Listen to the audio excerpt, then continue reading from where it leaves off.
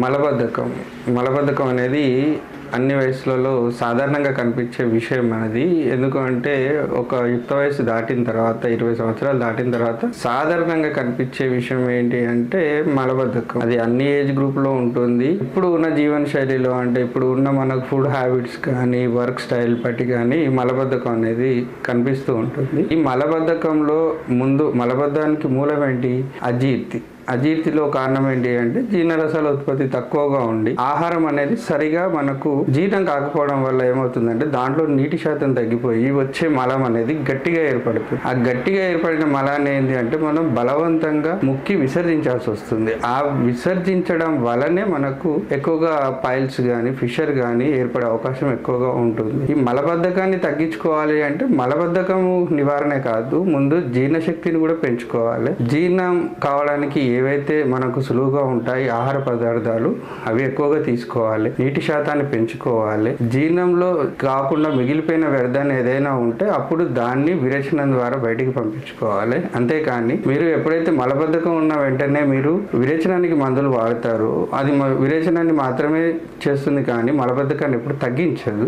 జీర్ణం అవడానికి సులువుగా జీర్ణం అయ్యే పదార్థాలు కూరగాయల్లో ఎక్కువగా ఉంటాయి. మాంసాహారాన్ని తగ్గించుకోవాలి. ఎక్కువగా మసాలాలు తగ్గించుకోవాలి. ఆకలి వేయకుండా తినకూడదు. ఆకలి వేసి ఆకలి బాగా ఉంటే మాత్రమే తీసుకోవాలి. ఒకే రకమైన ఆహార పదార్థాలు ఎక్కువగా తినడం కూడా మంచిది కాదు. ఇవన్నీ తగ్గించుకొని జీర్ణరసాల ఉత్పత్తిని పెంచుకుంటే మీకు మలబద్ధకం అనేది తగ్గిపోతూ ఉంటుంది. మలబద్ధకం వచ్చిన వెంటనే కడుపు బరం కనిపిస్తూ ఉంటుంది. జీర్ణం కాకుండా ఆహార పదార్థాలు తేన్పుల్లాగా మారుతూ ఉంటాయి. ఇవన్నీ కూడా ఏంటి అంటే మలబద్ధకంలో కనిపించే ఎక్కువ లక్షణాలు. చాలామంది ఏంటి అంటే విరేచనాన్ని అవ్వడానికి కూడా ఒక మోతాదు ఉంటుంది. సుఖ విరేచనం అని ఉంటుంది, మృదు విరేచనం అని ఉంటుంది, తీక్ష్ణ విరేచనం అని ఉంటుంది. వాటికి సంబంధించి వివిధ రకాలుగా మందులు అనేవి మనం ఇస్తూ ఉంటాము. కానీ ఇక్కడ మనకు గృహ చిట్కాలాగా అంటే మనకు ఉపయోగపడేది మలబద్ధకంలో ఎక్కువగా ఉపయోగపడేది ఏంటంటే సింపుల్గా మార్కెట్లో దొరికేది ఏదైతే ఉంటుందో త్రిఫల 1, సోనాముఖి 1, త్రిఫలాలు 50 గ్రాములు, సోనాముఖి ఒక 25 గ్రాములు 2 కలుపుకొని ఎక్కువగా విరేచనం కావాలి అంటే దాన్ని 1 స్పూను అంటే 2 గ్రాముల మోతాదులో మీరు గోరువెచ్చని నీళ్ళలో కలుపుకొని తాగితే కొంచెం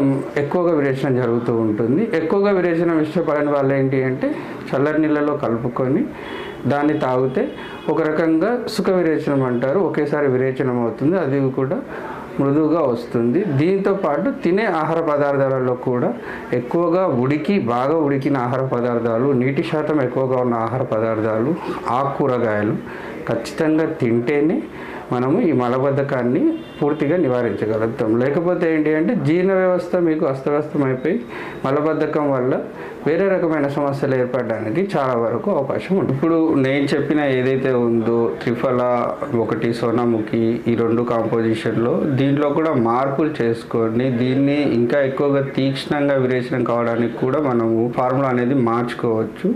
కానీ ఎక్కువ మోతాదులో ఏంటి అంటే సుఖ విరేచనానికి ప్రయత్నించండి. రెండోది ఏంటంటే ఆకుకూరలు ఎక్కువగా బాగా ఉడికించిన ఆకుకూరలు తినేసి ఆయిల్లో బాగా వేయించిన పదార్థాలు ఏవైతే ఉన్నాయో అవి మానేసి మళ్ళీ రిపీటెడ్గా హీట్ చేసిన ఆహార పదార్థాలు కానీ మళ్ళీ వెయిట్ చేస్తూ తినే ఆహార పదార్థాలు కానీ ఎక్కువ నిల్వ ఉన్న ఆహార పదార్థాలు కానీ తినడం మానేయచ్చు. రెండోది ఏంటి అంటే నోరు రుచించేలాగా ఎక్కువగా చూసుకోవాలి. మీరు ఎప్పుడైతే తీసుకున్న ఆహారం పూర్తిగా జీర్ణం కాదు, ఆ జీర్ణం కాని ఆహారం అలాగే ఉన్నప్పుడు మళ్ళీ ఆహారం తీసుకుంటారు. ఇది అజీర్తిని పెంచేసి మలబద్ధకాన్ని ఇంకా పెంచే అవకాశం ఉంటుంది. అలాంటి సమయంలో మీరు ఎలాంటి విరేచనానికి కానీ జీర్ణానికి కానీ ఏదైతే మందులు వాడతారో దానివల్ల ఎలాంటి ప్రభావం అనేది ఉండదు. దుష్ఫలితాలు ఎక్కువగా ఉంటాయి. అంటే మీకు వాటికి సంబంధించిన ఆరోగ్య సమస్యలు తగ్గవు. మీరు ఎప్పుడైనా కూడా ఆహారాన్ని నియమాలు ఎక్కువగా పాటించడం, సమయపాలన అంటే టైం టు టైం ఫుడ్ తీసుకోవడము, అది తీసుకున్న ఆహారం కూడా డైజెషన్ అయిన తర్వాతే మళ్ళీ తీసుకోవడం అనేది చేయాలి. లేకపోతే ఏమవుతుంది అంటే మీరు ఏదైతే మందులు వాడుతున్నారో ఆ మందులు వాడినంతసేపు మాత్రం ఉపశమనం ఉంటుంది. ఇదే సమస్య అనేది తిరిగి రావడానికి అవకాశం ఎక్కువగా ఉంటుంది.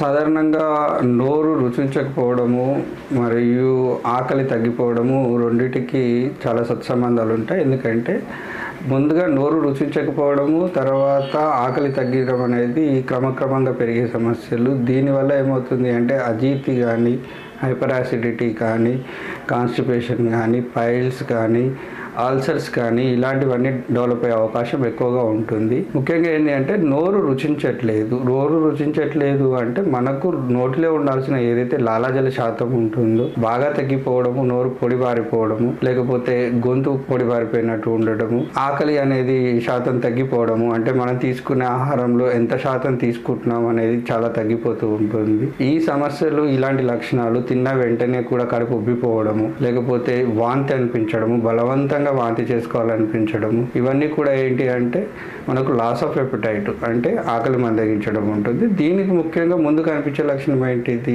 నోరు పొడిబారిపోవడం, నోరు తడారిపోతుంటుంది. దీంట్లో మనం చేసేది, చాలా మంది చేసే చిన్న చిన్న తప్పులు ఏంటి అంటే ఆకలి తగ్గిపోవడం వల్ల వాళ్ళు ఎంత తగ్గుతున్నారో అంతే తినేస్తారు, తర్వాత కడుపు ఉబ్బరంగా ఉంటుంది అని చెప్పేసి మానేస్తూ ఉంటారు. దీనివల్ల ఏంటి అంటే ఇవి మిగతా వాటి మీద మనిషి ఏదైతే జీర్ణ వ్యవస్థ ఉంటుందో దాని మీద విపరీతమైన ఒత్తిడి పడుతూ ఉంటుంది. ఇది ఎక్కువగా అవుతూ ఉండడం వల్ల ఏంటి అంటే తర్వాత వాళ్ళు ఎంత సులువైన ఆహారం తీసుకున్నా, చివరికి నీళ్లు, పాల లాంటివి తాగినా కూడా కడుపు ఉబ్బరంగా ఉండి వాంతి చేసుకునేలాగా అనిపిస్తుంది. ఎందుకంటే జీర్ణరసాల ఉత్పత్తి అనేది క్రమక్రమంగా తగ్గిపోతూ వస్తూ ఉంటుంది. దీంట్లో మనం చేసేది ట్రీట్మెంట్ లాగా ఎలా చేస్తాము అంటే ఏ పేషెంట్ కైనా జీర్ణరసాలు ఉత్పత్తిని పెంచేలాగా ఏవైనా సలహాలు, వాళ్ళు తీసుకునే ఆహార పదార్థాలలో మార్పులు, ఏ రకమైన ఆహార పదార్థాలు తీసుకోవాలి, ఆహార పదార్థాలు తీసుకునేటప్పుడు ఎలాంటి నియమాలు పాటించాలని కొన్ని సలహాలు ఇస్తూ ఉంటాం. చాలా మంది ఏంటి అంటే జీర్ణరసాల ఉత్పత్తి తగ్గిన వెంటనే వీళ్ళు చేసేది ఏంటి అంటే ఏదైనా తినగానే వాంతులు అవుతుంది అనేసి వాంతులు ఆగడానికి మందులు వాడుతూ ఉంటారు, లేకపోతే తిన్న వెంటనే విరేచనానికి ఏదైనా మందులు వాడుతూ ఉంటారు. ఇలాంటివి చేయకూడదు. ఎప్పుడైతే జీర్ణరసాల ఉత్పత్తి పెరగాలి అంటే వీటికి డైజెస్టివ్స్ కానీ, ఎపిటైజర్స్ కానీ, మెడిసిన్స్ వివిధ రకాలు ఉంటాయి. మనం ఏంటి అంటే ఆకలిని పెంచేలాగా, ఏదైతే నోరు రుచి పెరిగేలాగా చేసుకోవాలి. తినే ఆహార పదార్థాలలో వేడిగా ఉండేవి, బాగా ఉడికించినవి, వేడిగా ఉన్నప్పుడు మాత్రమే తినాలి. బాగా పులుపు ఉండే ఆహార పదార్థాలు తీసుకోకూడదు. ఇంకొకటి, తీసుకునేటప్పుడు చాలామందికి ఏదైనా జీర్ణ వ్యవస్థకు సంబంధించిన ఇబ్బంది కలిగితే తినేటప్పుడు, ఆహారం తీసుకునేటప్పుడు కొద్దిగా గోరువెచ్చని నీళ్ళు తాగుతూ ఉండాలి. అతిగా పుల్లగా ఉన్నవి, ఎక్కువగా లిక్విడ్ డైట్ అనేది అస్సలు తీసుకోకూడదు. చాలామంది చేసే తప్పు ఏంటి అంటే విపరీతంగా నీళ్ళు తాగుతూ ఉంటారు, నోరు పొడారిపోతుందని. దానివల్ల కూడా మనకు లోపల ఇబ్బంది కలిగేసి వామిటింగ్ వచ్చే అవకాశం ఎక్కువగా ఉంటుంది. సో ఇవన్నీ తగ్గించుకోవడానికి చాలా సులువుగా చేసేది ఏం చెప్తాము అంటే ఆమ్లా చూర్ణం, లేకపోతే ఆమ్లా క్యాండీస్ మార్కెట్లో దొరుకుతూ ఉంటాయి. ఆమ్లా చూర్ణం అయితే దాన్ని ఒక స్పూను తీసుకొని గోరువెచ్చని నీళ్ళల్లో కలుపుకొని, కొద్దిగా తేనె కలుపుకొని దాన్ని అన్నం తినడానికి ఒక 15-20 నిమిషాలు తీసుకుంటే అది కొద్దిగా జీర్ణం చేయడానికి కానీ, జీర్ణ వ్యవస్థ మెరుగుపడడానికి కానీ ఉపయోగపడుతూ ఉంటుంది. ఒకవేళ అలా తీసుకుంటూ కూడా ఆహారంలో కూడా మార్పులు తీసుకోవాలి. ఎక్కువగా ఏదైతే మసాలా ఉంటుంది, నూనెలో ఎక్కువగా వేయించినవి ఉంటాయో అవి బాగా తగ్గించుకోవాలి. ఆహారం తినేటప్పుడు ముందు ఒక 25% ఆహారం ఏదైతే ఉందో దాన్ని ఖచ్చితంగా నెయ్యితో తీసుకోవాలి. ఉదయాన్నే ఏదైతే పరిగడుపునో వాళ్ళు ఏం చేస్తుంటారంటే చాలా మందికి వేడి నీళ్ళు తాగే అలవాటు ఉంటుంది. అజీర్తి సమస్య ఎక్కువగా ఉన్న వాళ్ళల్లో ఈ పరిగడుపున వేడి నీళ్ళు తాగడం అనేది అలవాటు అనేది ఖచ్చితంగా మానుకోవాలి. ఏదైనా ఆహారం తీసుకున్న తర్వాత కొద్దిగా నీటి శాతం పెంచుకుంటూ వెళ్తూ ఉండాలి. ఇంకొకటి ఏంటి అంటే ఆయిల్ కి సంబంధించినవి, డీప్ ఫ్రైస్ కానీ, మసాలాలు కానీ ఆకలి ఎక్కువగా తగ్గిస్తూ ఉంటాయి. ఎక్కువగా తీసుకోవాల్సినవి ఏంటి అంటే కూరగాయలు, బాగా ఉడికించిన కూరగాయలు, ఇంకొకటి నీరు ఎక్కువగా తాగడము. ముఖ్యంగా చేయాల్సిన పని ఏంటి అంటే కార్బోనేటెడ్ అంటే కూల్ డ్రింక్స్ ఎక్కువగా తాగుతూ ఉంటారు. అజీర్తిగా ఉంటుందో లేకపోతే కడుపులో ఉబ్బరంగా ఉంటుందని చెప్పేసి కార్బోనేటెడ్ వాటర్ తాగుతూ ఉంటారు. ఇవి కంప్లీట్గా మానేసుకోవాలి. నోరు రుచించుకోవడానికి ఎప్పుడూ ఏదో ఒకటి చప్పరిస్తూ ఉండడం చాలా మంచిది. మీకు ఇవి ఆమ్లా పిల్స్ అని కూడా మార్కెట్లో అవైలబుల్ ఉంటాయి. అవి కూడా చప్పరిస్తూ ఉంటే నోటిలో రుచికి కానీ, జీర్ణశక్తి పెరగడానికి కానీ అవి ఉపయోగపడుతూ ఉంటాయి.